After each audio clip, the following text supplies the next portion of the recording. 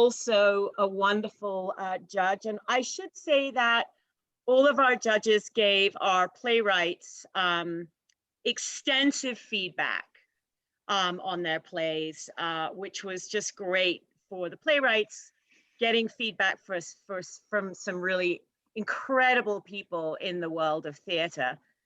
And last but not least, our judge, one of our judges, Buist Bickley, who is joining us tonight to read and has just been an incredible member of the cast.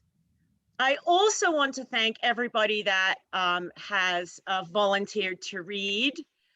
Pamela Hughes, Professor of Creative Writing at Bloomfield College, Celeste, Walden, Kelley of the incredible STAR program, Paul LaTorre, also Professor of Creative Writing, and the guest director for Festival of Tens, Edd Brown Jr., one of our favorite alums, fabulous. Ed is a long-term member of the company, as is the beautiful Naja Long, who is also reading with us tonight, an alum. I think, Ed, you graduated a couple years ago, and Naja a year, last year, right? Yep.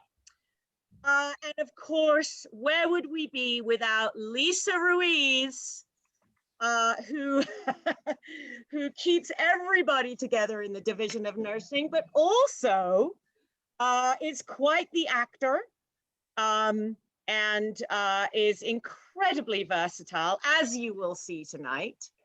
Have I forgotten anyone because I'm over 50? No, I think I'm good.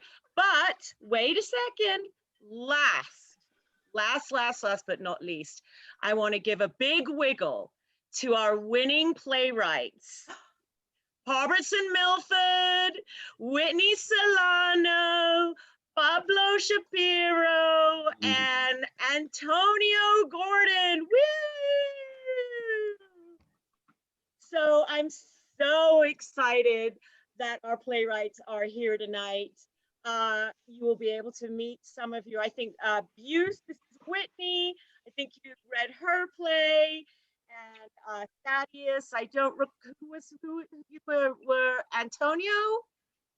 Yeah. And Pablo? Yeah. Poberston, okay. All right, so I am going to introduce the first play on the program tonight, which is, it is The Lesson by Antonio Gordon. And I'm going to hand over the stage directions to Mr. LaTorre. Okay, so welcome y'all. I'm so excited for this. I'm like just I'm going. Okay, so I will first introduce our cast today. Playing the part of Andrew will be Edd Brown Jr. Playing the part of Tiffany is the powerhouse Naja Long, and quite typecast in many of his roles today, but also in indomitable force is Buist Bickley playing the professor. So welcome everyone. And this is called The Lesson, written by Antonio Gordon. So interior, College Hall, afternoon. In the hallway, Andrew, a young black freshman student, walks around looking for his correct classroom for his first day of college. He is able to find the correct room with his teacher and classmates already in a lecture. Andrew quietly walks into the classroom, careful not to make a sound, with his book bag. Interior College Hall continuous. The professor, a middle-aged man with fairly short hair, is talking to students with a book in his hand in front of a desk. He notices Andrew walk into his class immediately and stops talking. Excuse me, are you in this class? Yes, I am. What is your name? My name is Andrew. Well, Mr. Andrew, as I look for your name on my roster, you can't find yourself an available seat. Andrew resumes walking through the classroom, trying to find a seat as fast as possible. He feels the eyes of his classmates as they continue watching him as he walks. Andrew realizes that the only available seats are in the front row and curses under his breath as he sits down in a chair, throwing his bag on top of the desk. Looks like you're in my class. but you're 20 minutes late. I apologize. I was trying to find the right classroom number. And it took you 20 minutes to do that? No, Professor. I got lost and How did you get lost? Did you not have a schedule to look at? I did, but it was confusing me a little bit. What were you confused with? You couldn't read? The students in the classroom start to laugh. Andrew lowers his head in embarrassment. I can read. I'm just new to college and this is my first day. Oh, I get it now. But guess what? Yes. You're not the only one. Silence fills the room and no one dared to make a sound. There was tension that made even the most confident person uncomfortable. Andrew sinks in his chair and lowers his head further, wishing he wasn't being targeted out loud like this. You see, you're not the only one. In fact, everyone here is a freshman. So it is their first day as well. Yet, they were able to make it here on time. Do you understand what I'm trying to tell you? Yes. Don't be late. No. Take another guess. I don't know what. Take another guess. I don't know. Just guess. Think and guess what I'm trying to help you understand. That you're a bad teacher? And what makes me a bad teacher? For one, you're mean for no reason. You literally came at me crazy just because I was late on my first day and I was lost. Like, bruh. Put your feelings aside and answer my question. What makes me a bad teacher when you haven't been in the class for the past 20 minutes? Andrew sucks his teeth and sits in his chair quietly, refusing to look up at the professor. The professor gets up from behind his desk and walks around the class. You see, class, I'm actually teaching right now. You may think that I'm being mean or simply picking on your fellow classmate for being late, but it is much more than that. What I'm trying to get Andrew, as well as all of you, to understand is that in life, you cannot make excuses. Excuses will get you nowhere and leave you stuck. Excuses will make you complacent with the lackluster effort you give. Excuses will leave you regretting years later for not being more proactive and being better. If I had simply allowed Andrew to walk into the class while being 20 minutes late and not call him out on it, what do you think would happen? Anyone? Tiffany, a brown-skinned female with long hair, raises her hand. Andrew looks to his right and sees her sitting 2 seats away. His eyes begin to get lost while looking at her. Andrew feels his heart thump louder as he's infatuated with her beauty. The professor turns and sees her hand raised and points to her. Tiffany. What would happen is that Andrew would continue to be late, whether consistently or every now and then. Precisely my point. You're no longer in high school and are responsible for everything you do or don't do. Hold yourselves accountable and set a standard of excellence for you. Do you understand what I'm trying to teach you now? Now, back to what I was saying previously. Do you think it was necessary? I beg your pardon? With all due respect, Professor, you didn't have to do all this just to teach me a lesson or whatever you was trying to do. Do you think I would waste my time doing something extra if it could have been done in a simpler manner? I don't know. Why don't you know? Because I don't know you, so I wouldn't know what you would or wouldn't do. That's fair. You don't know me, and I also don't know you. Yet I know the type of person you are. You definitely don't know me at all. You literally just met me a few moments ago. Yes, that's true. But within those few moments, I was able to figure out who you are as a person. Lazy, unmotivated, and nonchalant about school in general. That's not who I am. Then who are you? Do me a favor, stand up, face the class. Why? I want to show you something. Andrew sighs as he takes time to rise from his chair. He looks around and notices the students in the class watching him intensely. Now, Mr. Andrew, tell me, do you know who you are? Huh? Do you know who you are? Yeah. And who are you exactly? I'm Andrew. Class laughs a bit. Andrew sees Tiffany laughing and begins to dislike her. I'm sorry, Professor. I don't know what you want me to say. That's all right. I wouldn't expect you to know. Tell us, what is it that you like to do? Well, I like making music. Interesting. So do you think you are good at making music? Yeah, I think so. Well, what do you plan on doing with that? I kind of want to be a rapper like Jay-Z, Kendrick Lamar.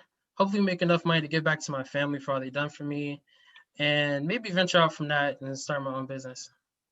But you do realize you're Black, right? Yeah, I know I am. And you do know that Black young males, such as yourself, don't have much going on for them after college, right? That most either drop out, go to jail, or settle for minimum wage jobs. What are you trying to say? That I'm not good enough to make my dreams a reality? Andrew clenches his fist and walks to the professor. That is not at all what I'm saying. I'm just stating the facts.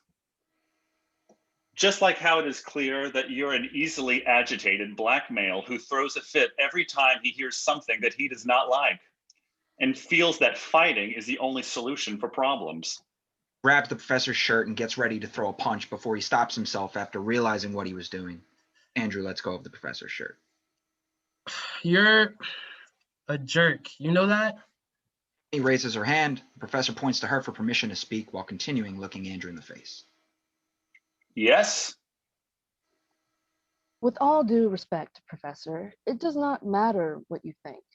The only thing that matters is what he thinks of himself. Yes, he may seem like a typical Black man, but you can't stereotype someone without knowing who they really are as a person. Andrew walks to his desk and packs up his bag. Like she said, you don't know me. Just because you're a professor doesn't mean you know everything about anything. I know who I am. Yes, I can be lazy at times. I know areas in my life I can be better in, but that's for me to improve and work on. I will not let anyone, including you, judge me without getting to know me for me. Andrew slings his book bag over his shoulder and looks at the professor. I know I am Black, and I know the world we live in is cruel. The odds are stacked against us in all areas. This has been proven throughout history, but I refuse to be someone that this world will step on. I know who I am, and I know my worth. I don't need validation from nobody but myself, and whatever I put my mind to, I'm capable of doing. Whatever my goals are, I can achieve them because I believe in myself. Silence surrounds the room as the tension between Andrew and the professor built up. Students remain quiet as they watch the interaction. Andrew and the professor continue to stare at one another before the professor smiles, begins to clap.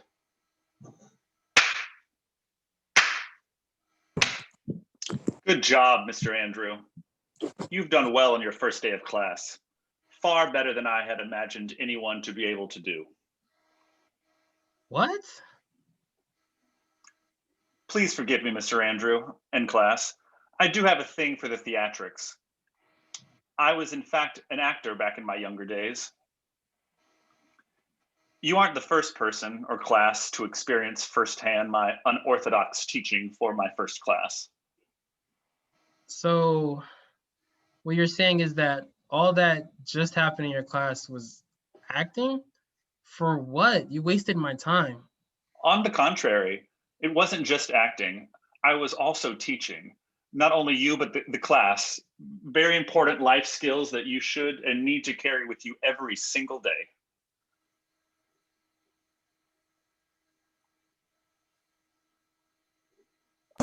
And what is that, Professor, if you don't mind us asking? That the only thing that really matters is how you think of yourself. In a world that is unfair to minorities, it is imperative you all make yourselves invaluable. Whatever your goals or aspirations are, you can achieve them. It is up to each of you to determine the future you want to have for yourselves, and no one else has that power. Class remains quiet and still. The professor looks at Andrew. Andrew looks up to the professor. Do you understand? Yeah, I get you. Okay, good. The professor reaches upward to stretch out his body. Now, let's continue discussing the first novel we will be reading for this course. The professor sits on top of his desk with the book as Andrew puts his bag down and sits in his chair. The class open their books as the professor talks, and Andrew listens more intently now. The end.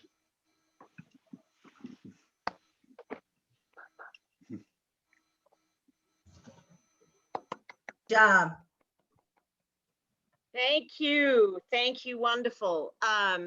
Hopefully Antonio will be here for the talk back, but as we all acknowledged last night, there's a lot going on there, especially at the end. I would love for folks to hang around and talk about these plays at the end, but we are going to move on, and I really hope that Antonio gets here so he can talk about his experiences and what prompted the so many levels of power relationships going on in this play. So good job, Antonio. I wish you were here, but we're recording, so that's great.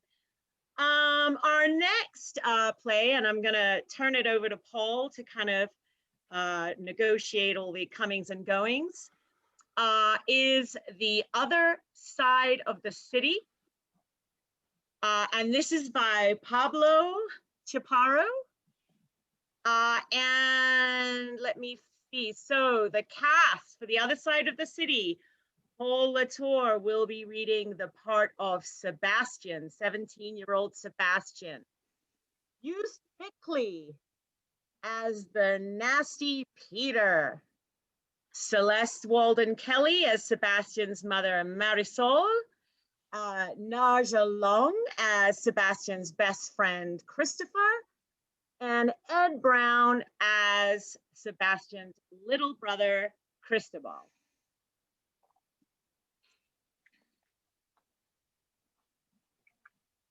The Other Side of the City by Pablo Chaparro. The scene: classroom, beginning of the 4th period, Manhattan High School, Manhattan, New York. The present time. It's late morning at the start of the 4th period, and the teacher is not present yet. Sebastian and Peter are sitting at their desks next to each other, with other students all around them talking amongst themselves, book bags beside them and notebooks and binders all on the desks. Curtain. So, what is this about a party I'm hearing? It's a party I'm throwing on Saturday to celebrate my mom's dress design being worn by Rihanna on the cover of Vogue. Oh shit, that's so cool. Where's the party gonna be at? I didn't know you were throwing one. My house. Where else? Oh, right, in Soho, right? I'm always over there. Yeah, in Soho. But what do you do there? Aren't you from Harlem? What could you possibly be doing there? Harlem isn't that bad anymore, but I usually Wasn't someone shot and killed there like 2 days ago? could say that about any area in New York. Clearly have never been to Soho. But anyway, why are you asking about the party? Do you think you'd get an invite or something? Nah, I don't even like parties. I was just asking because, okay, yeah, I wanted an invite. Dude, I don't even know your name. I didn't even know your name until this conversation. I'm sure you're nice and all, but I don't think someone like you would even fit in at parties like mine. What does that even mean? What makes your parties different from any other? Isn't it just kids drinking until they're vomiting on each other, or getting so high that they end up face first in the pool and having sex until some girl gets pregnant? I've seen the Snapchat stories. It's not that special. It's a party where no one gets shot and killed. Why do you think everyone in my area is getting shot and killed? You need to stop watching the news. Anyway, I'm feeling a little stressed because I know what's going to happen with the ALK supply. I'm thinking of canceling it anyway. What happened with your current dealer? It was Jason, Jason Grant, goes to Bloomfield College. He was caught giving alcohol and weed to underage kids and got arrested, got bailed out, and now he's literally grounded for life. That's unfortunate, but also kind of funny. It's not funny. The whole thing is ruined. What kind of party am I supposed to have with no White Claws or Smirnoffs or Rice Krispie edibles? Wait, you said this was a party celebrating your mom's achievements. Yeah, and what? Then why can't they? You know what? I can totally get alcohol for the party. What? How? Don't worry about it. I have ways around here. Dude, why didn't you tell me you had some sort of access earlier? We totally would have been best of friends. Well, as you said earlier, my town is just gun violence and robberies, so I need to be extra careful with what I do. And I can't risk getting caught because I'll probably get treated worse than Jason Grant. Man, you totally just saved this party. I'm going to text everybody about this. Are you 100% positive you can get the supply? Don't worry about it. So, does this mean I can go? Are you serious? You can come to all the parties around town if you can get alk. Even parties I'm not even throwing. What's your name again? Sebastian. Sebastian. Cool. But can you make sure you don't wear something like that to the party? It's not formal or anything, but please don't show up wearing whatever rag with holes you have on. Sure. The bell rings. Peter and Sebastian walk off stage right. Cafeteria. 5th period lunch. Sebastian and his childhood friend Christopher are sitting at a table alone, talking amongst themselves. Lunchboxes, trays on the tables on stage. Dude, I feel like I haven't seen you all day. I skipped 1st and 2nd period and snuck in during 3rd. Snuck in? Like, who let you in? Coach Johnson. He's used to it now. He used to write me up and threaten detentions, but I guess he just got used to the daily routine. Damn. Well, guess what happened to me today? Jessica's finally gonna let you hit it. Huh? What? Who's Jessica? Who's Jessica? I don't know. I just named someone and hoped that she existed. Being a 17-year-old virgin is not it, by the way. We really need to discuss. We're talking about that right now, but no, I got invited to a party, so maybe someone will let me hit it. Ooh, look at you. Whose party? I don't know if I should tell you. It's a pretty high fashion, exclusive kind of party. It's Peter's, isn't it? How'd you know? Dude, I was invited too. You got invited? How the hell? When will you realize that I'm like a god around here? I'm invited to all the parties around here. And nowhere in your delinquent little heart thought to invite me? You're so rude. Well, for one, no one really knows who you are, but that's okay. You don't need to be at these parties anyway. You're too good for that. I'm basically the token, loud, obnoxious Puerto Rican that everybody wants to drink with and girls like to twerk on. At first, I get kind of uncomfortable, but then after a couple of drinks, then I'm forced to chug because of these random girls who keep shoving down my throat like it's water. I transform into the life of the party. I don't even remember what happened until I see myself on everyone's Snapchat stories. That's why I'm invited to every party. So you're a puppet. Pretty much. I've accepted my role in society. But anyway, Peter said he's canceling the party. I don't know if you know who Jason Grant is, but he was. Plus for out buying alcohol and weed to minors. Yes, I know. And no, the party's not getting canceled. Oh, You know why not though? because I'm supplying the alcohol? What? Wait, how? Where did you get that grand of a responsibility? Shh, I don't even know. It just slipped out. I was talking to him during 4th. After ignoring all the insults and jabs at me, he said the supplier couldn't supply. So I said, You? We're talking to Peter? yeah, I just got this courage to speak to him. We sat next to each other in 3rd period since the year started and haven't said one word to each other. I didn't even know someone like him would even go to a school like this. I remembered hearing that his parents wanted to raise him humbly. Not to insult you even more, but can you even afford all that? That's like hundreds of dollars worth of alcohol. I only told him I'd be able to get big bottles of Smirnoff, and he said there's already cans of White Claw as rich, swanky brownstone. So no, I can't afford that, which is why I deeply regret even saying I would. I wanted to ask why his parents couldn't get it, but then I heard that his parents stay upstairs the whole time and have absolutely no clue what goes on. Yep, I don't even know how they look like, but damn, you're in some shit. I would spot you some, but I just spent all my money getting some TikTok lights for my room. I'll send you some postcards from LA when I get free. Nah, it's fine. I don't need spotting. You worry about your TikTok fame. I'll find a way. I don't know how yet, but I'll find a way. But what I do need from you is a fake ID for me. Got it. Don't worry about that. Focus on how the hell you're gonna find that cash. You're not gonna steal, are you? Of course not. I'll ask my mom first. She definitely has to have some money. She's been taking in these random jobs working for white people upstate. She's got to have money lying around. Oh, you got any nice party shirts? I thought you would never ask. Grabbing Sebastian's raggedy shirt and judging it. The bell rings and Christopher and Sebastian walk off stage left. Scene 3. Back home in Sebastian's apartment, shared with his mother and his little brother, Cristobal. Marisol is sitting at the kitchen table with a box in front of her and wads of cash. Cristobal is sitting next to her coloring on a cardboard box. Hey, Ma. Hello, my little sunshine, honey bunches of oats. What you up to? Just counting up what I made a few weeks from Mr. and Mrs. Jameson and those new white people I started working for. I forgot their names though. After a while, their names all sound the same. But let me tell you, those parents have this little kid your age, and I wouldn't mind plucking his head a couple of times. I think his name is Petey or Peter. For all I know, his name is Robert.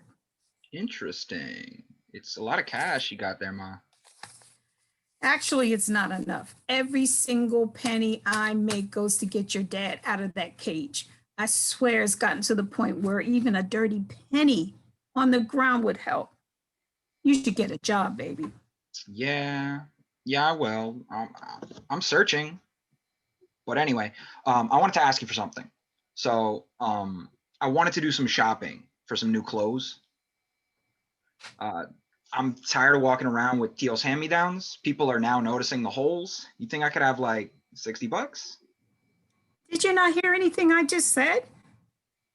Sorry, mijo. Obviously, I would want you to have some nice clothes, but right now, figuring out how we're going to have cleanish sink water to drink, if we're going to have lights, it's important to have some clothes, but I promise you one day we'll go out. But in the meantime, mommy's got to go pee. Not even a 20? $20 is like a week's worth of groceries for all three of us. What's more important to you? If you're getting bullied or even laughed at once by those kids because of your clothes, just call me. I will handle it. You know, I don't have an issue using a baseball bat on some kids. You made that very clear, Ma. Wait, mommy, look. He presents a messy colored box, money for daddy, written in crayon. Oh, wow, look at my little Picasso, just in time to add money mommy just got. Marisol leaves the stage after placing money inside the box. I know this looks bad, but you saw nothing. He grabs $60 from the box and tries to run away until stopped by his little brother. Hey, what are you doing? That's for daddy. You'll understand once you're older. Now let me go. Marisol re-enters. What's going on? Nothing. I was just telling my brother I love him. He left to go hang out with Chris at the park. He runs off stage in guilt. My sons are crazy. She walks back to the table with a box of money and sits down to count her money again, and then realizes that money is missing. Looks around to see if it is dropped. There is $60 missing from this box, and I know how much was here because I counted it 3 times. Ma, I can barely even count to 60. What I need $60 for? I didn't do anything. I'm not dumb, baby. I know it was Sebastian. What did he tell you when he left? I promise I tried to stop him. He didn't tell me exactly where he's at. He just left. Just get me my phone from my room. Cristobal runs off stage. He runs back in with Marisol's phone. What do you think?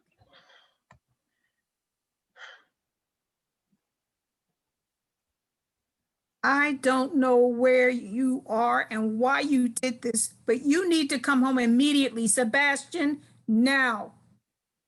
Go to your room, Cristobal. You don't need to hear this. Sebastian walks on stage, scared, looking down. So I guess clothes are more important, huh? I'm sorry, Ma. This isn't something you can get out of by saying, I'm sorry to. Why did you do this? You know where this money is going. And what it's worth, you did exactly what Daddy did. And look where he is now. Is this what you want? You wouldn't understand, Ma. You think I wouldn't understand wanting some nice clothes? You think I don't understand wanting a better life for you? I understand things are hard. I bend my back daily, being a doormat to elitist white America, getting treated like gum under a table. But that's just what I need to do to see us another day around here. Stealing from your mother is not the way to survive. Ma, this ain't about clothes.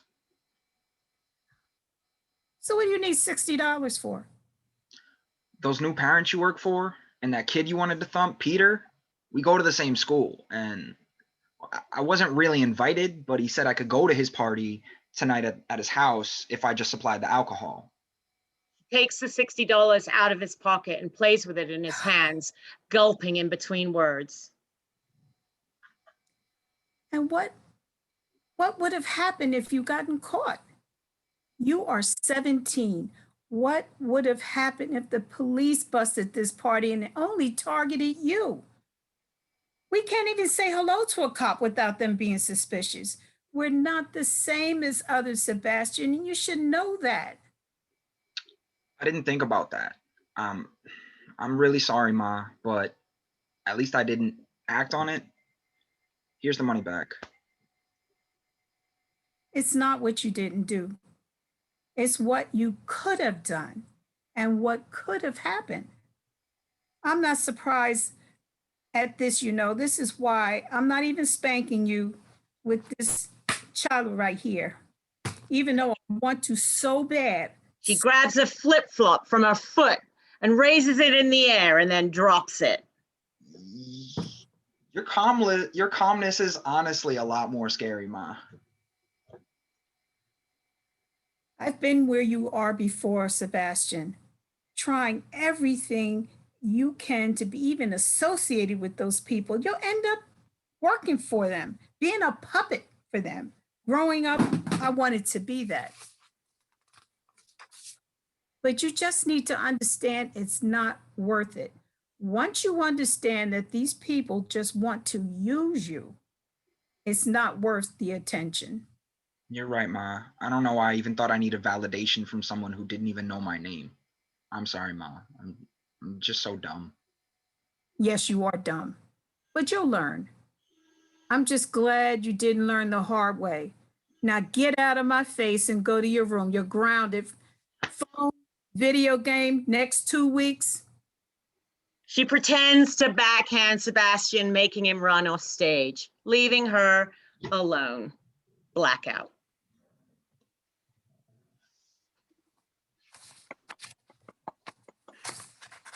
All right, thank you. Thank you, everyone. Thank you, Pablo. Woo, Pablo's in the house. Woo, Hooray! Pablo. All right. Hello. Hi, Pablo. We're gonna have a little talk back afterwards, but I believe now I am handing over the reins to Paul to read the stage directions for our, is that correct, Paul? It's yep. For our third play, The Rights of an Heiress by Whitney Solano. Yeah. So The Rights of an Heiress, this is an all-female cast. I will read very quickly a description just to give you guys a sense of time and place. Our three parts: Victoria Volpe, the 80-year-old head of the Volpe family, raised very Victorian and has strong views about being a lady. She has a strong presence and influence, especially within the family and high society. She'll be played by none other than Lisa Ruiz. Serafina Volpe, née Taylor, 41-year-old proxy of the Volpe family. She lives in the Volpe family manor. She was a school teacher who later became a proxy for the Volpe family and helped Victoria run the manor. She will be played by Pamela Hughes. And lastly, but absolutely not least, Farah Volpe, 17-year-old daughter of Serafina, granddaughter of Victoria. She is the unofficial heiress of the Volpe family. She aspires to be a baker and rebels against the old idealism of her family. And she will be played by the powerful Naja Long. So scene is in the setting of a large manor bedroom. The year is 1913. It is the bedroom at the Volpe Manor. A tapestry of the family sigil sits in the background. We fade in at rise. There's a spotlight on Victoria, who is seated by the tea table alone. Victoria is sipping her tea quietly, and she turns to the door opening. Serafina and Farah, to what do I owe this surprising visit?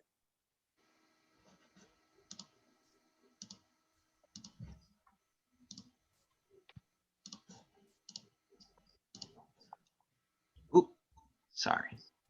Serafina walks in and takes a seat on the opposite chair.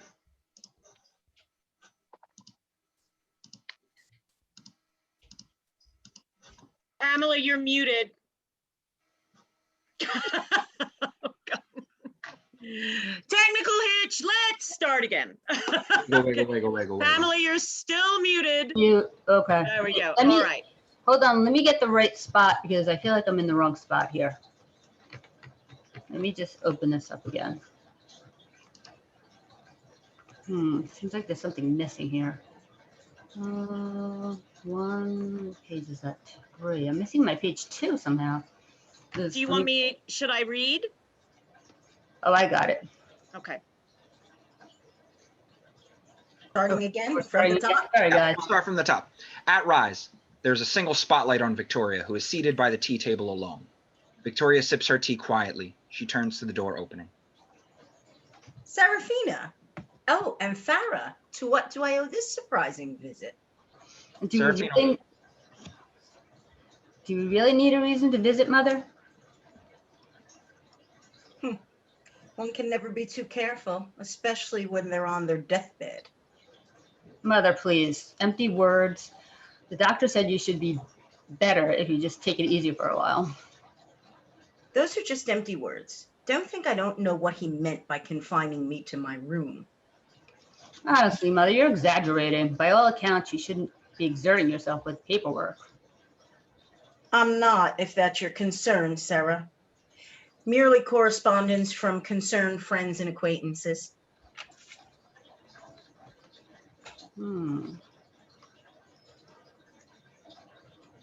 Well, this is exactly how you ended up so sick in the first place. If not for my quick actions, you may well be dead. Okay, wait a minute. I don't know where you are. Think we have some technical difficulties. Yeah, it seems. Let's go ahead and Okay, I think I'm on the right page now. I'm clicking and going on to different pages. Right. We should be on 3. 3, yes, I'm on 3 now. Where are we picking it up at? They should be more. With Serafina. We'll pick with Okay. Serafina. They should be more considerate of your condition, bothering you with gossip. Who wrote to you I'll give them a scolding they'll never forget. You will do no such thing. Sit up, child. Well, look who finally decided to make their move. It would seem that Cameron is pushing to disinherit Farah. Cameron, but he's greedy, disrespectful brat. A supremacist is what he is. But he holds a well-respected position in a well-respected career, unlike you. Must we get into this conversation again? Yeah, yes, as many times as we need. A baker as the head of the family. Never. I'd sooner die before that happens. Have you forgotten exactly how you ended up so sick in the first place? If not for my quick actions, you may well be dead. Don't change the subject. I have not asked for your opinion, so remain silent. Farah stands abruptly, slamming the book on the table. She walks right stage and stands in front of the tapestry, gazing at it in frustration. Cameron can't be named heir. He may have a perfect portfolio, but he's heartless and a conniving person. At least Farah has the trust and respect of others. Yeah? Well, these letters suggest otherwise. You mean to say that their opinion matters more than your own family? Seriously? Restrain yourself, Serafina. I wouldn't be so emotional if you weren't so damn stubborn. Hold your tongue. Grandmother, open your eyes. Quiet yourself. Farah, this is a conversation between your mother and me. You were too lenient towards her, Sarah. Now look at her, a wild child who can't even hold her tongue. Serafina faces Victoria quickly, briskly walks towards her seat, hands on the chair. Oh gosh, what page are we on? Tell me, prompt me. 5. I've lost 5. my page again. 5? Halfway through 5, yeah. Okay. I'm getting there.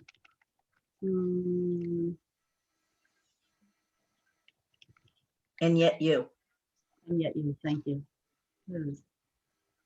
And yet you want to make Cameron your heir just because of idle gossip from high-class strangers? My friends and acquaintances are Strangers.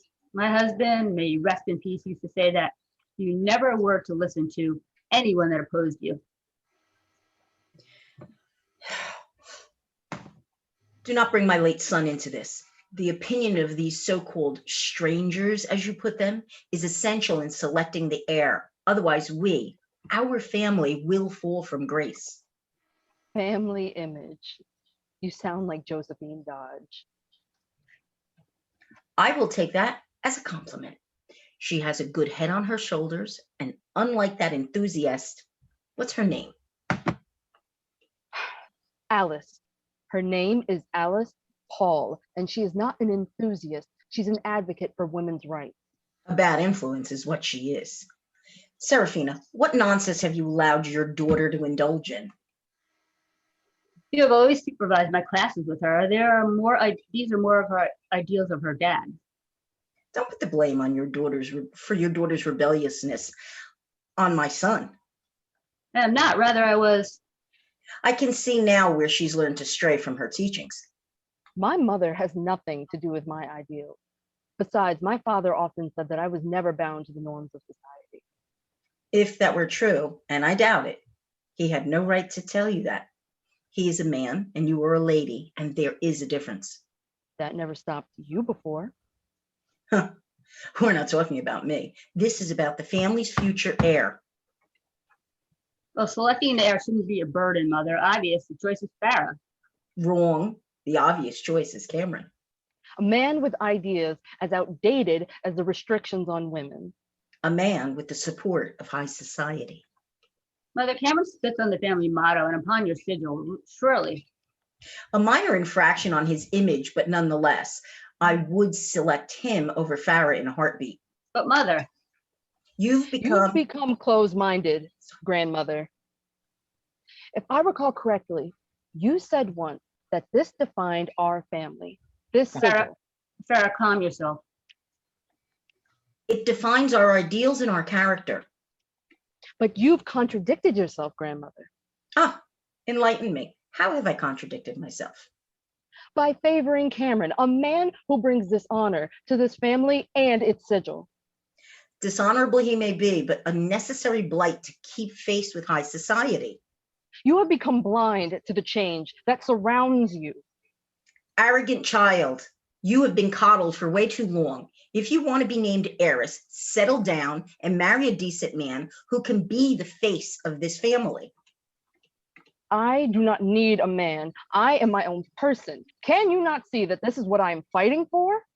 A tantrum is what I call it. The majority of society women are not even interested in voting rights. Then are you forsaking our family sigil and motto? Do not put words in my mouth. I have not yet at least. But you have forgotten the motto, even as it looks you in the eye. Sarah, Do not assume to know my mind, you incorrigible child. Then tell me, what does this tapestry say?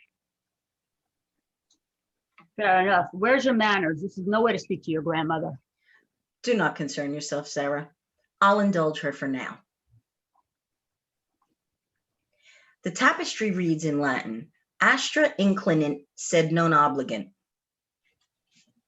And what does it mean? The stars incline us. They do not bind us. But that has nothing to do with this situation. If this sigil is conditional, then there is no purpose for it here. What are you doing? A conditional coat of arms is against what I fight for. At least now it no longer stands in my way. Sarah, what have you done? So then, you will continue to do as you please. Is that it? Of course, and I will do so with or without the support of the family. Mother, are you all right? Don't hurt yourself, please. No. All You right. are a willful child, Farah. Much like I was at your age. What? But you, a moment ago. I know what I said, Farah, but alas, it was all an act, dear child. What? Sarah, have you not figured this out yet? Was this some sort of test? And you were in on this as well, Mother. But why? Dear child, have you not understood it all? This world we live in is cruel, and opposition is everywhere. Sarah, do not be cross with us. This was a necessary deceit. Necessary for what? Sarah, have you never heard the words of Elizabeth Cady Stanton? She said once, the best protection a woman can have is courage. And as heiress, you'll need plenty of courage, not only to represent this family, but also to fight for what you believe in. But I thought that Cameron. Cameron is too dependent on his father's opinion. I've never considered him as a candidate. Besides, in the family records down at Knox Hall, you've always been declared as the heiress. Just remember, child, that the future of this family is on you now. What she means to say is remain safe in whatever you do, Farah. I always am. Besides, I have a feeling that we will succeed. Soon, women will have their right to vote. Blacked out after curtain call. And so it was that by 1919, the federal women's suffrage amendment, originally introduced in 1878, was passed by both houses. And by August 1920, the 19th Amendment, which granted women the right to vote, was signed by Brainridge Colby, the Secretary of State, and officially became a law.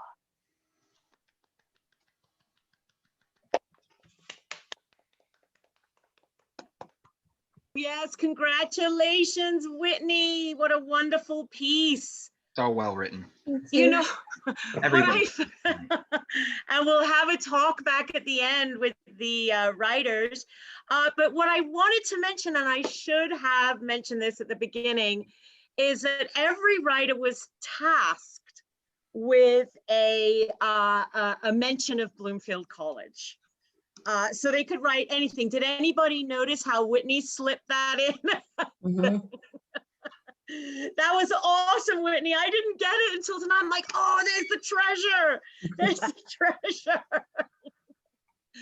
So see if you can spot the treasure in our last and final play. And I will be reading the stage directions. And in this play, we have Mr. Paul LaTorre. Oh, I should say this play is called The Casserole. And it's by the incredible Poberston Milfort. And playing the role of Johnny is Paul LaTorre. Playing the role of Jessica, Lisa Ruiz. Playing the role of Victor, Jessica's beleaguered husband, is Mr. Buist Bickley. And playing the role of Officer Wilkins, Celeste Walden Kelley. Okay, without further ado, The Casserole, a play in one act by Poberston Milfort. The setting, Jessica's living room. At Rise, a text comes in for Jessica. It's from her past lover, Johnny. Hey, baby. It's Johnny. It's been a while, huh? Anyways, I was just in town this week, and I saw a picture of you on the Facebook, and I was just about, I was interested in seeing you. I want to stop by and see you later today, if that's cool with you. Jessica texts back. Wow, Johnny, I would love to catch up with you. See you soon. Johnny rings the doorbell. Jessie, how are you, girl? Long time no see, huh? Johnny Cunningham, is that you? You look the same as you did back in senior year, Mr. Star quarterback of Wilmington High. Yep, that Johnny. How you been, Jessie? You look great. You still got that hot bod, I see. Look like you've not aged a day since back in '89. Oh, stop it, Johnny. You're just flattering me. I did gain a few over the years. It's getting chilly out there, Jessie. You mind if I come in? Oh, yeah. Come on in. I'm so sorry. How rude of me. I was just starstruck on seeing you. That's all. Both walk into the living room. I hope you don't mind the mess. I was getting dinner ready and I didn't have time to clean the place up. I don't mind at all. So, Johnny, tell me, are you married? Do you have any kids? What have you been up to? I'm just dying to catch up with you. You know me, Jessie. I'm not the marrying type. I had a few relationships here and there. Nothing too exciting. I'm just living the life. I'm a musician now. I'm doing gigs, touring the world. Typical Johnny boy shit, you know? Wow, a rock star. How amazing. You really living out your dreams, huh, Johnny? Good for you. I mean, after my football injury, the doctor said I couldn't play again. So music was the best thing for me, babe. My old man wanted me to be a lawyer or a businessman, but I don't want to bust my ass for some queer CEO. Johnny boy don't play by the rules of society. Society plays by my rules. Wow, very poetic, Johnny. Would you like some wine? You should stay for dinner. My husband's coming home from work later, and I think we should all catch up with each other. Husband? So you married now? Yeah, to Victor. Wait, you mean you're saying you and Victor Villano, the same Victor Villano that played the piccolo in band, that Victor? Yes, that Victor. Holy shit, you married that dork. Hey, he's not a dork, Johnny. Victor's a sweet man and a hardworking man, it may be. So do you guys have kids too? This is a nice house to raise some children, you know? No, we don't have any children. Victor and I have been trying for a while. I don't think we can. Victor thinks it's my fault, but it's not like I have been trying. I'm at fault, and lately he's been staying at work and he comes home late, and I think he's seeing someone else, Johnny. Like, am I not beautiful anymore? Hey, don't get so down, Jessie. You're the most beautiful girl I know. Any man would die just to have you. You really think it? Do you really think I'm beautiful? I do mean it, Jessie. You're the most beautiful girl in the whole wide world. Jessica and Johnny start making out and proceed to go upstairs where things are getting really spicy. This action is off stage, and so the following dialogues are said off stage. That was amazing, Johnny. It's just like I remember in high school. You still got those moves. Yeah, baby, you know how I roll. Got any cigarettes, baby? Yeah, check in the drawer next to you.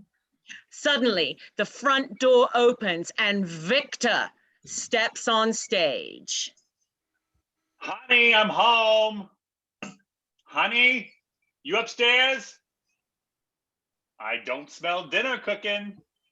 Oh, it's Victor. You must hide, Johnny. I know this was a mistake and Victor is gonna flip out. Where should I hide?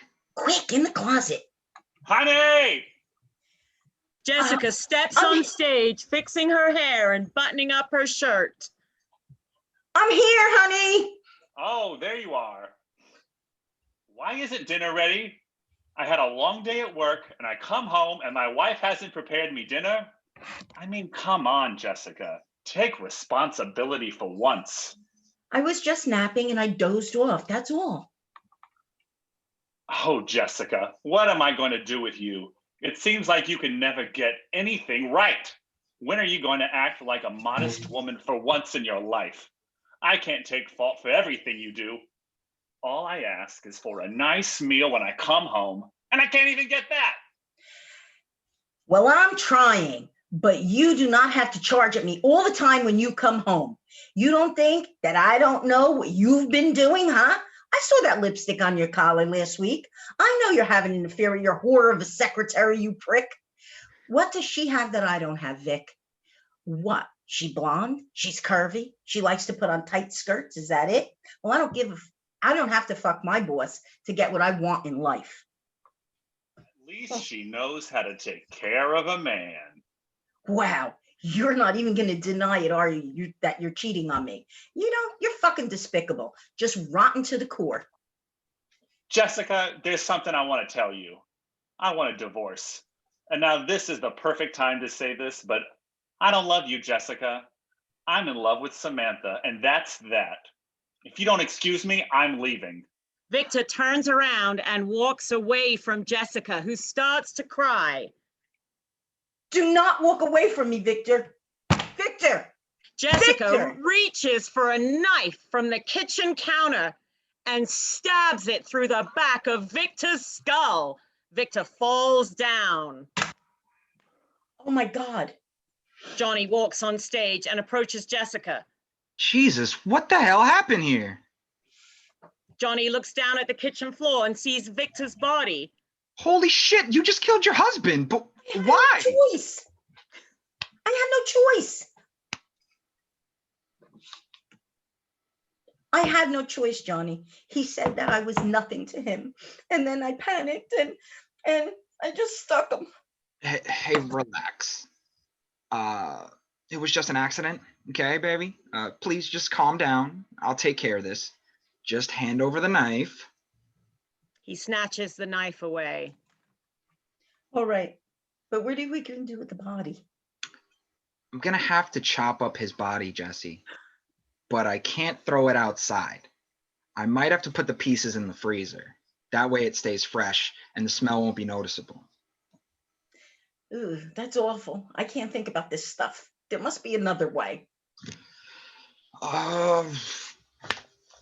Listen, Jessica. I am not going to fucking jail again because you decided to kill your damn husband over some bimbo bitch. Again? What the hell are you talking about, Johnny? I've been in prison, Jesse, since '89. Why do you think I wasn't at graduation? I went to jail for drug possession and I faced 35 years. I escaped a month ago and I've been on the run ever since. I came back because I want to leave with you. I love you, Jesse. So you lied to me. How could you, Johnny? This is the worst day of my life and I'm gonna go sit down. Help me drag the body to the kitchen at least. Jessica and Johnny drag Victor's body off stage, which indicates that they are going to the kitchen. gonna take my clothes off so I don't get blood on me. Do you have an apron, goggles, gloves, bleach, and a plastic bag? Yeah, I do. She hands Johnny an apron that says Daddy's Meat. And Johnny grabs a buzzsaw. There's a buzzing noise. Some time passes and they hear a knock at the door. Johnny stops buzzsawing. Who the hell is that, Jesse? Go check on that. I still need some time to dispose of the rest of the body. Jessica slowly on stage walks to the door and looks through the peephole. Looks through the peephole. Oh, shit. Johnny, it's the cops. What the fuck are the cops doing here? Did you rat me out? Answer me. No, I wouldn't do such a thing. Don't fucking lie, Jesse. You just wanted to put the blame on me. Say I robbed and killed you and your husband, right? I swear to you, Johnny, I didn't call the cops. It must have been the neighbors. Please don't hurt me, Johnny. Please, Johnny. All right, stay cool. Go open the door and don't try no funny business here, or you'll end up like your good-for-nothing husband. Officer Wilkins comes on stage. Off stage. Miss Villiano, are you in there? I have a noise complaint by your neighbor, Mrs. Goldsmith. I see y'all's car out in the driveway. You mind if we talk for a while? I bet it's a big misunderstanding. You know how nosy neighbors are. Remember, stay cool. I don't want to have to get my hands dirty. He shows the gun on his waist and pushes Jessica to the door. Hi, Chief Wilkins. How can I help you on this lovely evening? Hey, Mrs. Villiano, how are you? Got a complaint from the neighbors that says some ruckus is going on in here. Just a little argument with the husband. We had a disagreement about the kitchen wall color. Victor wants it to be green, and I said that wasn't very pleasing to the eye. And it turned into this whole fiasco. Can you believe it? I hear you on that. Last week, Rebecca and I had a tussle about me going fishing with the boys. When she wanted me to do chores around the house, like you're a woman cleaning is in your program. Hey, where's your husband anyways? I see his car. Vic just went to get something from the store. I'm making a casserole for dinner. That's right. I'm making dinner. I'll let Victor know you stopped by, okay, Bob? Well, if you're making dinner, how come I don't smell anything cooking? That's because I was getting it ready up until you showed. Johnny bursts into the living room, has his clothes on at this point. Hey, Jesse, just finished repairing the dishwasher you wanted, so you're all set to cook. And who might you be?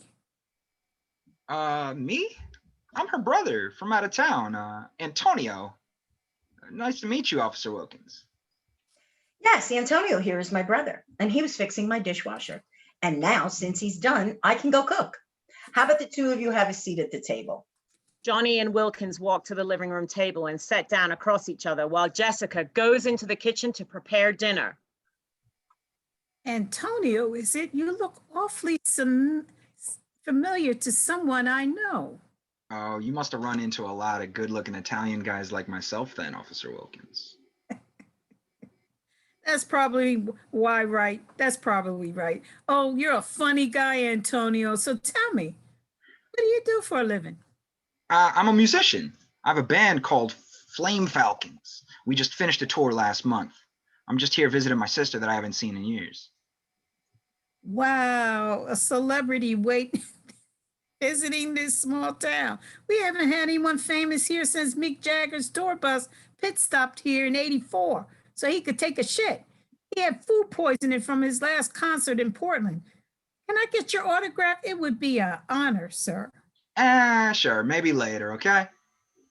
Hey, it's getting late. Is Victor getting back anytime soon? Johnny pulls out his gun from his waist and points it under the table, aiming it at Officer Wilkins. Oh, Victor, he's just getting some firewood.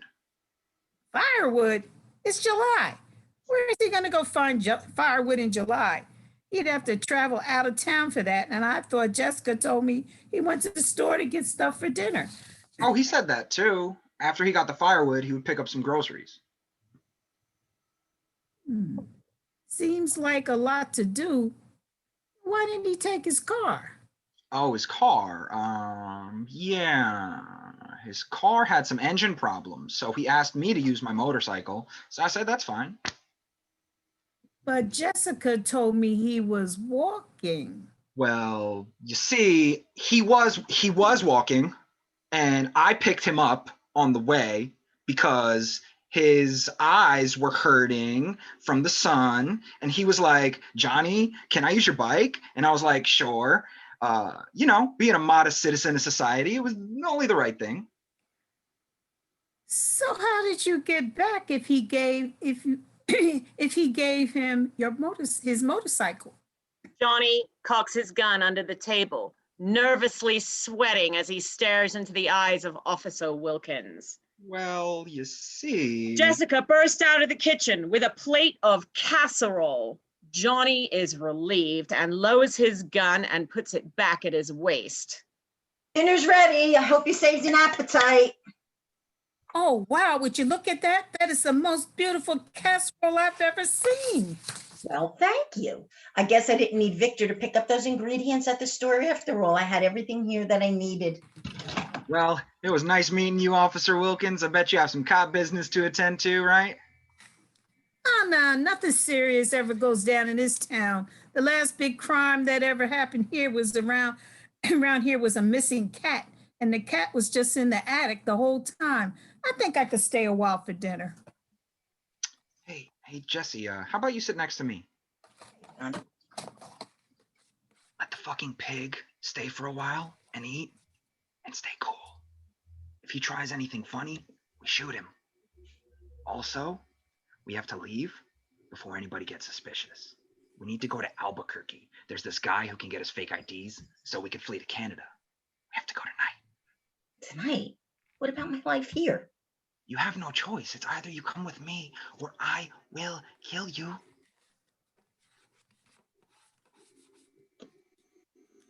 This casserole is so good, Mrs. Filiano. I must say you really outdid yourself. Thank you, Bob. Johnny takes a bite out of his casserole and realizes something isn't right. He pulls a piece of hair out of his mouth. Hey, Jesse, what did you put in this casserole? Just the regular stuff. And then I added the pork chop. I guess I forgot that I had picked it up from the deli. Was it in a black bag? Jessica, a black bag in the freezer? Yeah, Johnny, calm down. What are you, vegan or something? Jessica, listen to me. Stop eating now. For God's sake, why, Johnny? Jessica, that isn't pork. Wait a minute. It's, oh my God. This is so good. You mind if I have seconds? Blackout.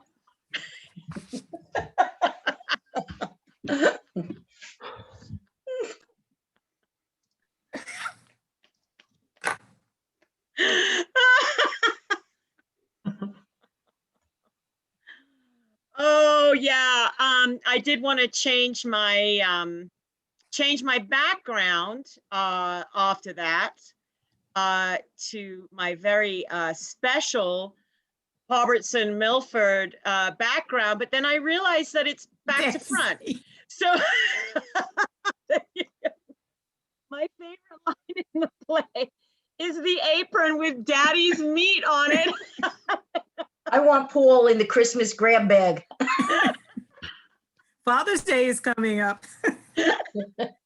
Get that meat. Get that meat apron. My lone contribution, my lone prop was to paint one of my white tees today to say Daddy's meat, just for the occasion. So this is. And you did it the right way. Don't wear it on campus. Oh no. This has so many other meanings. It's layered. After this play, especially, it's layered. Oh, thank you. I just want to give another round of applause to our playwrights, Antonio Gordon, Whitney Solano, Pablo Chaparro, and Poberston Milfort. Thank you so much. Awesome. Wow, everyone, just great work. So we are going to have a talk back with the playwrights. So if anybody has questions or they have a question, yeah, let's open this up to the audience for questions for the playwrights. I can always start talking whenever there's silence because that is my whole modus operandi. First of all, everyone, such incredible jobs, like incredible, such interesting, different work. When you give people one prompt and that's you have to include Bloomfield College, look what happens. We talked a lot, like me and Paul, we had this little master class where we met with a lot of the playwrights, talked about sort of strategies that we could use to make great 10-minute plays. And it feels like, and Pamela, obviously, like it felt like you really took that to heart. And one of the things that we talked about the most was finding the juice. And that just means finding the most interesting thing about the idea that you're working with and putting it into the 10-minute play, getting there quickly, packing as much. And so we had women's suffrage, we had Trapped in the Closet meets Sweeney Todd. We had some, like a dissection of the academic experience. We had a saga that sort of talks about making a wrong decision, like getting alcohol for somebody. I loved how those two things, those journeys, working for a kid's mom, and also sort of it all is so interesting. I'm going to ramble for a while now, but you're all so freaking talented. Let's begin with that. I guess my first question to just open it up is, can y'all just sort of talk about where these plays came from and sort of how when you decided to put pen to paper for the first time, what was going through your head? I guess I'll start this.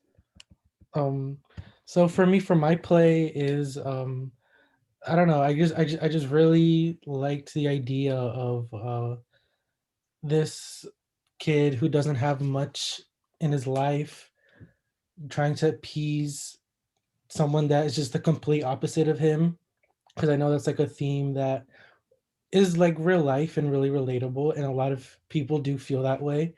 For me personally, we're my family, we're stable, we're fine, everything's good for me. I don't really care for the popularity, so it was like kind of fun writing for the perspective of someone just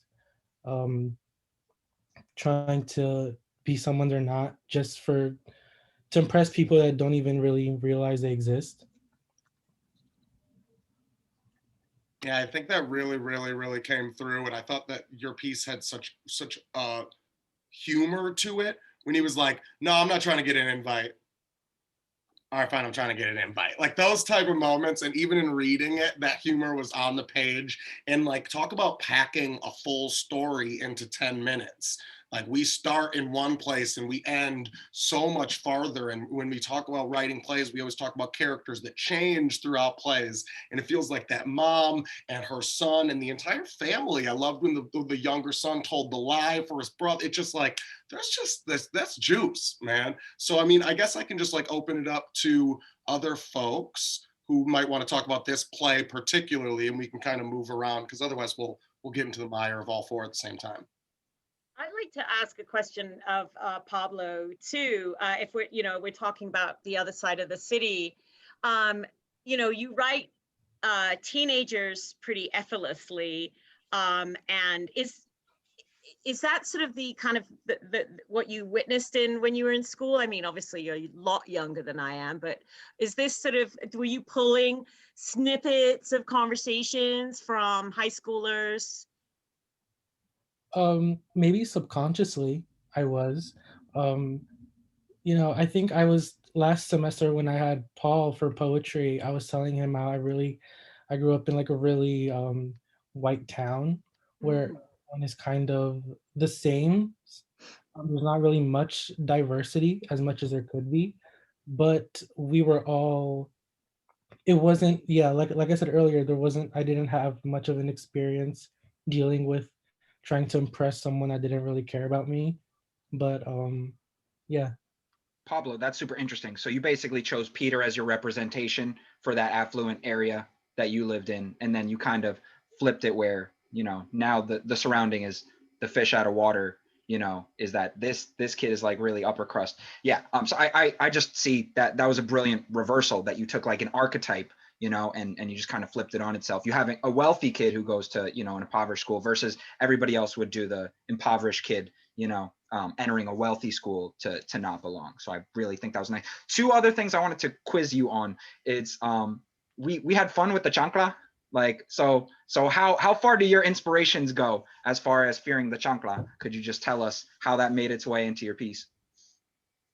The chancla, yeah. You know how like I probably the only thing I relate to the character is that I also come from a Latino household where the flip flop and the wooden spoon and the belt is like kind of engraved in my childhood. Yeah, we had so much fun with that yesterday, where everybody was talking about the different weapons we would get whooped with, and Buist was like, you go and you pick out your own switch, and then Lisa was like, yeah, it's the wooden spoon, and everybody's comparing, so that was really fun. And also alk was something during our reading. So where did you get the abbreviation for alcohol to be alk? Because I love that. It's a brilliant spin. Like, teenagers need to start saying it. Your play needs to set this trend. Does no one say alk? I'm very far from being a teenager, so I'm removed. Maybe they do. Do they say that, Pablo? They do. Yeah. They do? Okay, dope, wonderful. Well, you have taught me so much. Other questions from the Celeste? Is Antonio on? I'm looking for him. I don't believe he's joined us. No, Well, I don't think he's here, but we are recording, so I'll definitely What share. I could feel the tension, and Thaddeus, I guess you could speak. That's difficult to write. I'm not a playwright, but when we were reading it, you could feel the tension between the student and the professor. And I mean, we were engrossed in that play because we were, And I also think that there's something to be said that all the playwrights did, that is like set expectations. This really fraught experience that was taking place between this professor and this student, and then sort of subvert our expectations and change it to something that was really, really interesting. And I think that all of the plays had this really interesting bait and switch that I think is super, super, super powerful in 10-minute plays, to sort of make you think you're going one place and then you're obviously going a different place. So I thought that was really, really successful and really awesome. Good misdirection, yeah. Just to touch off of what Thaddeus said, every play really had like some type of either racial or sexist theme that was like there to tick a nerve of some sort. So even if like you didn't relate to the story, the underlying like societal theme that was in there really just like ticked you off, even in the slightest little bit. Even in the Casserole, the way that the husband would talk to his wife, it just was so sexist and misogynistic that you get a little twitch in your neck while you hear how he's talking there. So in every play, there's something to like grab your that anger in you, or like that frustration you have with societal conflicts and stuff. Like there was just something in each one which made him great. I have a question for all the playwrights, from a writer to other writers. Did anyone free write like their play? Yeah, I did. I did it in like one try, because I did two versions where different plays, but they didn't fit the 10-minute mark, and so I was like, I'm just gonna do me. Let's write something, and I did this, and this is what I came up with. I feel you. It came out great. I'm a chronic free writer. I was just curious. I'm glad to hear yours was free written too, because that was crazy. Yeah. Whoa. Wild ride. What a wild ride. Yeah, Poberton, do you want to talk about sort of where that comes from? Because it was like, we start here we go here, and like at every turn, it was like heighten, escalate. The cops show up. Here we are. By the way, of course I'm a criminal. You don't believe I'm? It's like it was like by the end, it was like, of course he fed the casserole. It was just like, so where was the one-upsmanship coming from? When I was Korean, because I'm a big fan of like horror movies and slasher movies, but I'm also a big fan of like Alfred Hitchcock. So I used to watch like his old shows. There was this one episode about this lady and his husband. I think it was called Land to the Slaughter. So she basically murdered her husband with a frozen lamb chop. It was a roast. It was a roast. You hit him in the head with the roast. Yeah. So the idea came from that. And then all the characters are based of different eras. Like, so you have Johnny, he's from the 70s. Sarah is from the 50s. Officer Wilkins from like the 80s or 90s. Right. So they're all set in like these periods, and they all have like this different way of talking. Like, I don't know if you picked up that Johnny talks more like he's from Greece, like from like he's more like Brooklyn Italian guy. And then Jessica's more like suburban, like suburban, like 40s or 50s housewives. Yeah. And then Officer Wilkins is definitely like that sheriff from like The Simpsons in a way. So they're all from different eras all together in modern day. And I try to fit that into the play. Well, you're going to have to copyright Daddy's Meats, because we were just... Yeah, we're about to put that on some postcards and t-shirts. There's merch money to be made. Well, I didn't know it was going to be hilarious, though, because the intentional writing was to be like intense, but it came out funny. I think that's like my own personality into it. No, we definitely, I was talking about it sort of with you in the notes. We're like, it bridges this gap. And I think hearing your inspirations of it being Hitchcockian and this, like Hitchcock tends to bridge that gap between like large and intense, but also large and a little bit comical, the way that some stuff takes place because of how big it is. So it's super cool. I also think on stage, if you were to put people from different eras, like thinking about people being dressed from different eras, it's just an interesting theatrical picture. So that's just, I mean, I think that's where it's really cool to do these talkbacks, to just see where y'all are coming from, because that's some heady stuff that really turned into something really cool. Talking about heady stuff, how do we get to the 20s, Whitney? The 1300s. No, right? No. I mean 2013, right? Yeah, 1913. 19. Yeah. So 1913, right? Yeah, so well, for me, I guess I like a lot of old stuff, and Old English has always been one of my favorite things to read and talk with. So I often read Shakespeare and talk Shakespearean with my friends just for fun. So I often have like this whenever I write, especially dialogue, I tend to go a lot of big words. So I was going to put it in the 20s, but then I realized I am really talking old fashioned, so might as well make it in that time. And then I got the idea of women's suffrage from my professor, Miss Professor Hughes. And so I was like, let's combine them. And so I did that way. I really love it. How much research did you do? Because you dropped a lot of really notable names from the women's suffrage movement. So how much research went into your? About like 2-3 days research, a lot of that. So I wanted to be sure I didn't include too many names, so it wouldn't be too out in your face. And then also at least some key names that leaders, for instance, and especially during the time where I selected it. So, and during a movement. So it was like, and that sneaky moment of Knox Hall, where did that creep into your mind as a writer, where you're like, how do I fit this in? Yeah. Bring me to that moment. So for Knox Hall, I knew I was going to use one of the campus buildings. I didn't know which one at first. And then I was thinking about it. I was like, which one sounds more officey and government? And Knox Hall is basically the financial aid office. So it holds files, and I'm like, connection. There we go. And the town hall is Knox Hall. That was brilliant. I loved it. I got a background for you too, Whitney. That's a scene from Bridgerton, though. That was we were going to do Downton Abbey, but then the crew said it was that we had to go with Bridgerton. More modern. Scandalous. I actually had a quick question for Whitney, if you don't mind. That twist that you had at the end of them actually just putting Farrah to a test, did you plan that twist when you started writing, or did that just like come to you? That was planned. So from the beginning, I knew there was going to be a twist. So because I knew it needed a twist in there. It couldn't just be straightforward. So for me, because I often in my life have experienced sexual restrictions. So as a girl in my family, Latino, sometimes they can get machista, and they do tell me I can't do this. This is for boys, and this is for girls. So taking that into consideration, I wanted it to be for Farrah the opposite it was for me, where instead of being told that I can only do this because it's women and that's final, for her it was more, it's inspirational, but now I actually was supporting you. I wasn't trying to hold you back type of thing.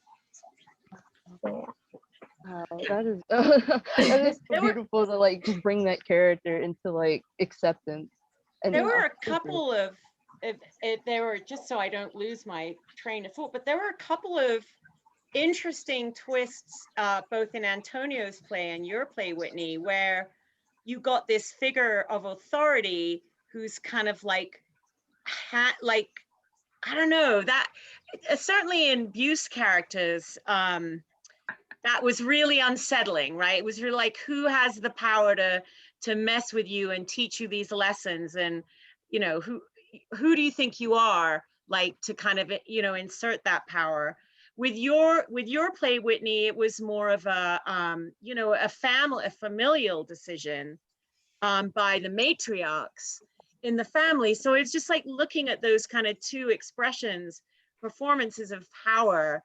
And I felt very unsettled by the professor sort of exercising his ability, or his, you know, whatever, to be able to put Andrew to the test.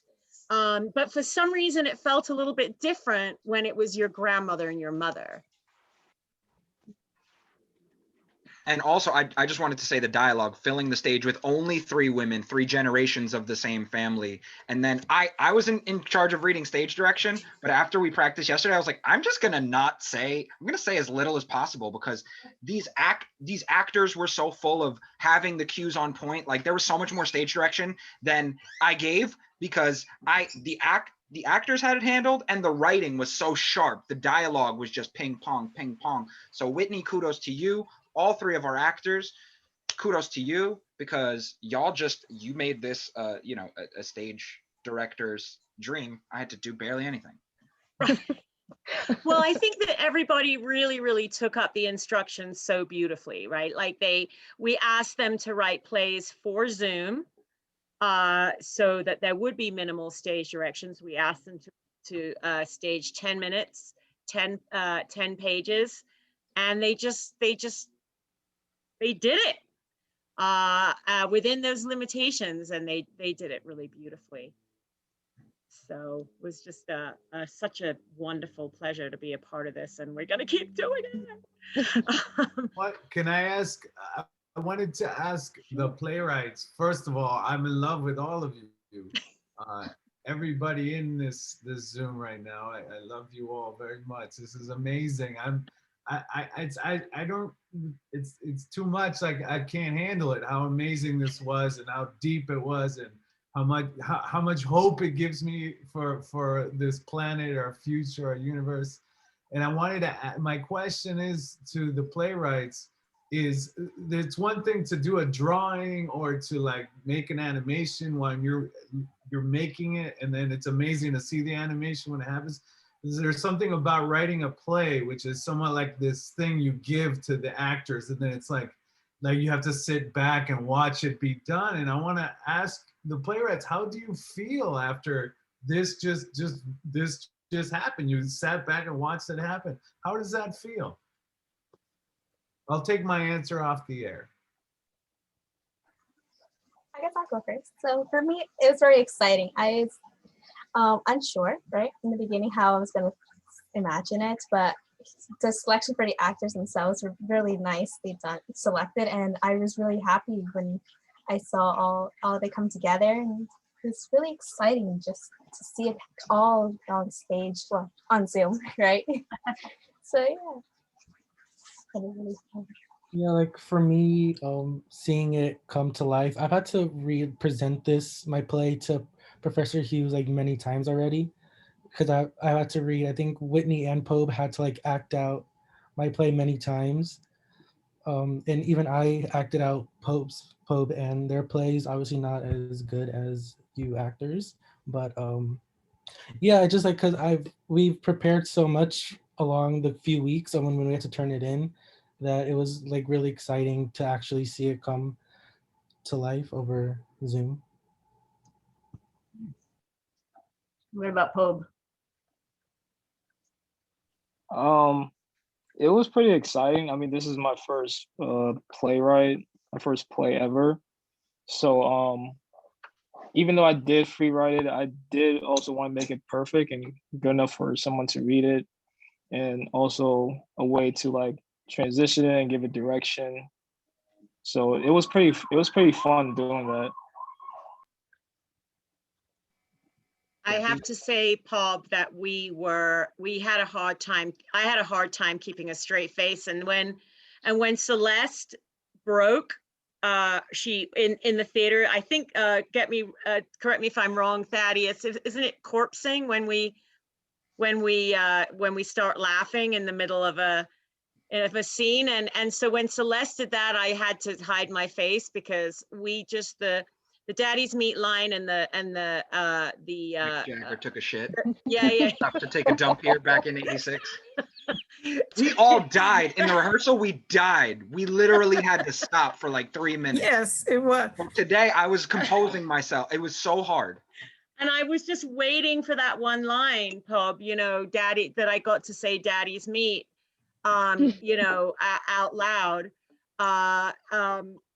And then so when Celeste started to chuckle, I'm like, oh man, I have to hide my face for a bit. So it's all Freddie's fault. It's all your fault. But we have a question too from Jessie. Jessie, alum Jessie Melendez. Woo, Jessie. Am I unmuted? Okay. I'm used to WebEx, not Zoom. So this is kind of new for me. It's kind of like a two-parter.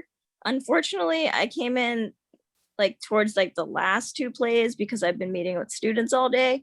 So I was wondering if there's a way to access those other plays so I can check them out. And then the other question was, is there any potential for a part 2 of any of these? Because that would be cool. I know like the last one just that left me with so many questions. Well, yes, we are recording. Yeah. So we will make that accessible. But I'll leave it to the others to answer the question. Will there be another Festival of Tens? I hope so. Absolutely. It was so much fun to do. We may have, yeah, it was great. For the playwrights, are there direct follow-ups to these? Are you done with these worlds and these characters? Is something I would want to extrapolate from that too. Please bring me more Jess. Pobe, come on. I mean, I wanted to write more about it, but it's 10 minutes. But maybe in the future, I might have plans for this. Did Johnny and her ever get away together? That's what I need to know. You want a sequel? The copy all the casserole.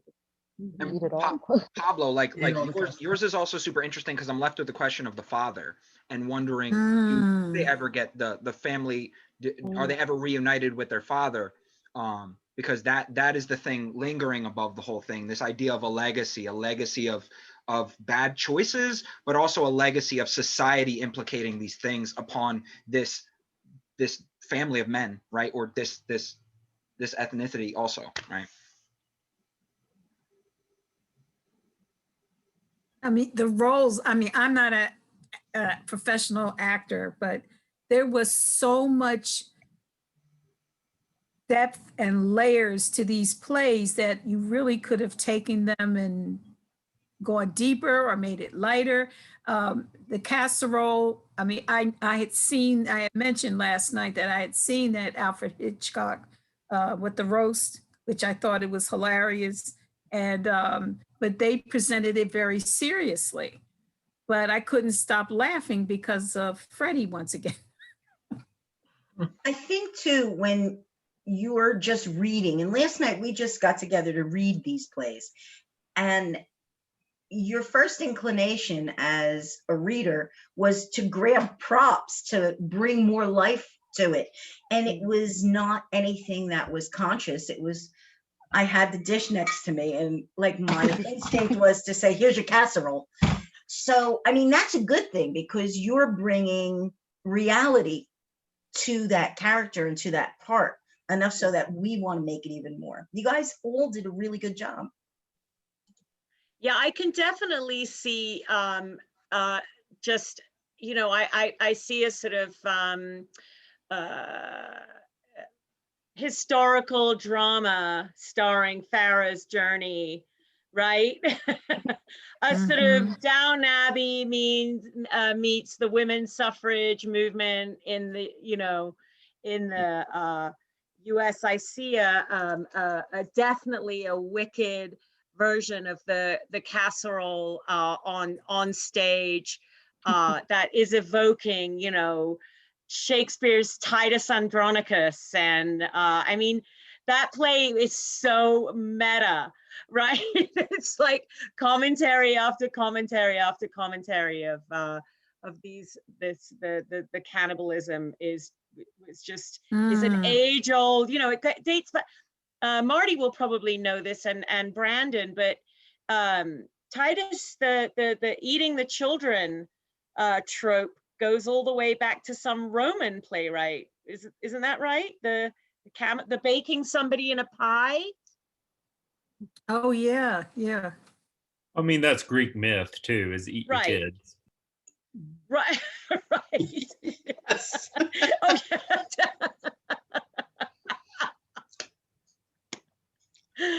Or solve the Irish problem. All right. The Casserole Part 2, where Jessica and Johnny have children.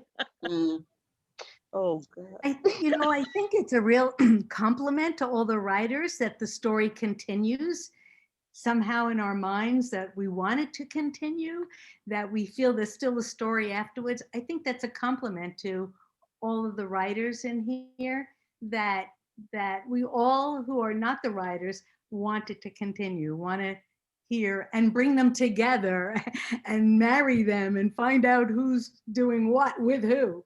So with Antonio's play, I was watching you professors, I was watching your faces.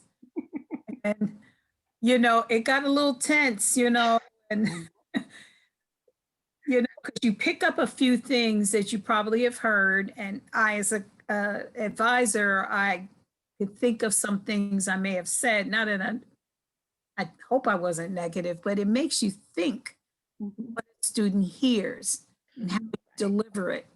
Right, right. I also love how all of these stories have somehow come from each person who did the writing.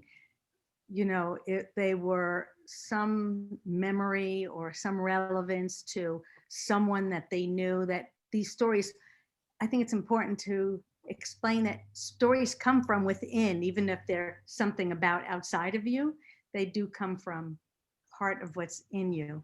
So I was just really impressed. And I have to also say that the acting was fabulous. So I want to give some Oscars out to that too.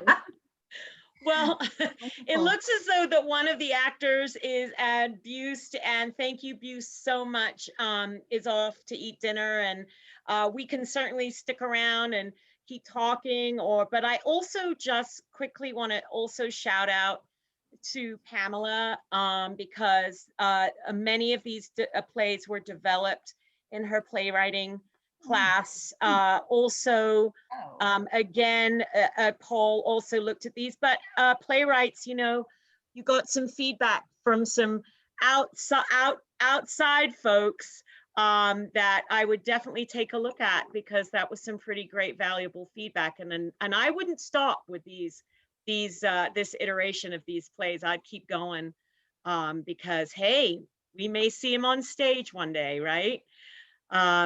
So again, I just really, you know, I'm happy to stick around and chit chat. And I want to see all these playwrights. I want them to submit even fresher stuff next year when we have the 2022 Festival. Yeah. Here's to 2022 Festival of Tens.